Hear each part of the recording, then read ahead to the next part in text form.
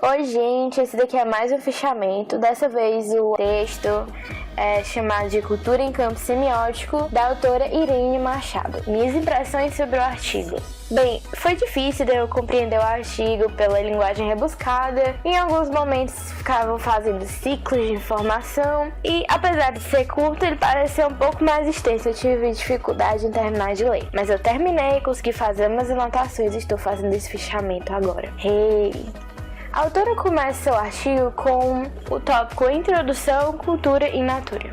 E ela também começa com um questionamento: qual o lugar da cultura na natureza?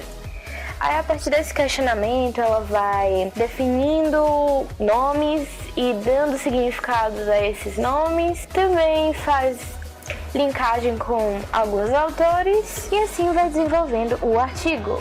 Pois vamos lá. Vou começar a citar as coisas que eu grifei. Antes de se tornar a palavra da moda, ecologia é designação científica para o conjunto de entendimentos construídos a partir de visões integradoras sobre os ecossistemas. A ecologia semiótica, por sua vez, assume a tarefa de reposicionar os agentes envolvidos. A proposta da ecologia semiótica foi desenvolvida pelo biólogo e professor Kalev Kuhl. Para ele, a cultura define o conjunto das ações transformadoras da informação. Ao afirmar que nossa natureza é a cultura, Kuhl não está restringindo a espécie, mas definindo a qualidade primordial do mundo vivo. Ivanov, para ele, o conceito de cultura encontra-se inseparavelmente ligado à sua oposição à não-cultura.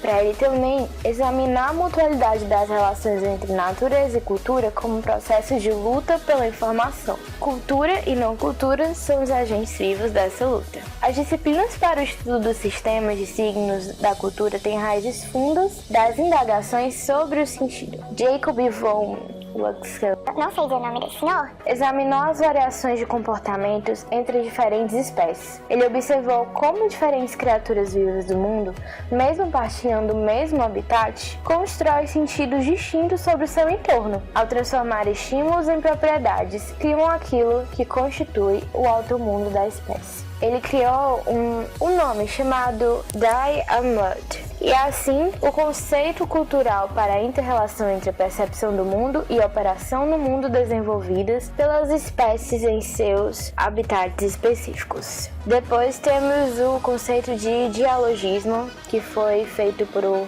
Mikhail Bakhtin. Ele entende o diálogo como a força da consciência responsiva que move o mundo, no movimento em direção ao outro e na dinâmica dialógica da resposta.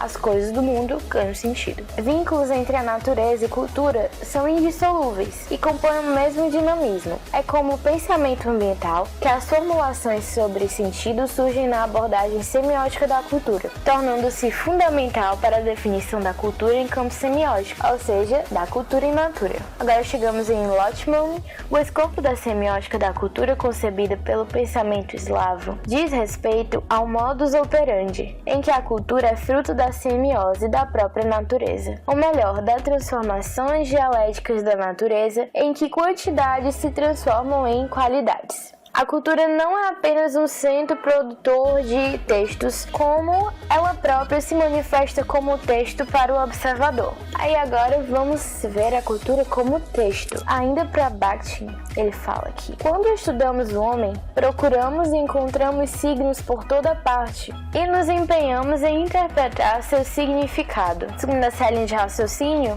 signo gera signo, do mesmo modo que texto gera texto. O texto da cultura pressupõe, portanto, a semiotização do entorno. Para Lotman e Ouspensky, o trabalho fundamental da cultura consiste em organizar estruturalmente o mundo que rodeia o homem. A cultura é um gerador de estruturalidade, cria à volta do homem uma sociosfera, que da mesma maneira que a biosfera torna possível a vida não orgânica, é óbvio, mas de relação. O conceito de texto da cultura pressupõe relações sistêmicas, modelizações de linguagem e estruturalidade. Sistemas da cultura modelizaram tanto as linguagens artificiais da ciência quanto as linguagens secundárias da cultura.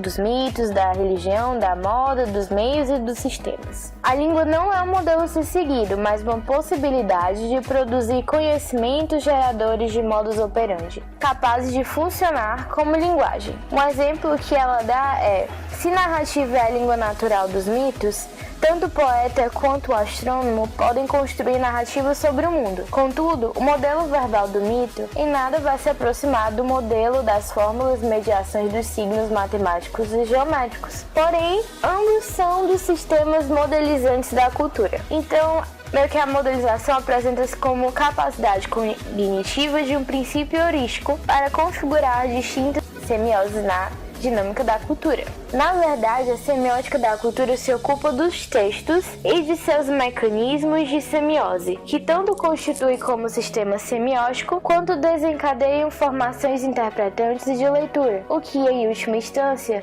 implica a constituição do próprio conhecimento. Ao semioticista, compete, pois, compreender não apenas a construção do texto, isto é, o processo modelizante de seus códigos e linguagens, como também propor a leitura do encadeamento de seus interpretantes. Um texto da cultura, além da codificação geradora de seu sistema semiótico, é codificado pelo contexto ambiental de sua produção. O texto constitui-se, assim, como espaço semiótico onde interagem, se interferem e se auto-organizam hierarquicamente as linguagens como dispositivos pensantes, dialógicos e produtores de sentido. Agora vamos para o espaço semiótico, logosfera e semiosfera. Bernays, que ele fez duas coisas: ele fez a conceptualização da biosfera e também ele tentou definir o que é a logosfera. Para ele, a logosfera, o reino da palavra, porta-voz da informação semiotizada e nascente da cultura. Agora, Loschmann, para ele, a unidade das semioses, a menor função do mecanismo, não é a linguagem isolada, mas a totalidade do espaço semiótico da cultura em questão. E para ele, isso é a semiosfera. Aí ele vai dividir em diagramas. O primeiro diagrama compõe a delimitação espacial, um conjunto de pontos pertencentes simultaneamente ao espaço interior e ao espaço exterior. A fronteira define-se como um mecanismo de semiotização, capaz de traduzir as mensagens externas em linguagem interna, transformando a informação não texto em texto. O segundo diagrama apreende a irregularidade semiótica nas relações estabelecidas entre centro e periferia. Por exemplo, as diversas linguagens naturais que definem as culturas se desenvolvem muito mais lentamente que as estruturas ideológicas mentais. O terceiro diagrama citado é o da heterogeneidade, resultante da irregularidade e combinação entre assimetria e simetria, manifestada sobretudo ao nível estrutural. Esse negócio de assimetria e simetria é universal e abrange tanto o nível molecular e as estruturas gerais do universo, quanto as criações globais do espírito humano. Semiosfera é a compreensão das manifestações culturais como um programa de ação integrada, voltada para o desenvolvimento de comportamentos em ecossistema e para a consequente formação de um contínuo de relações significantes de inteligências.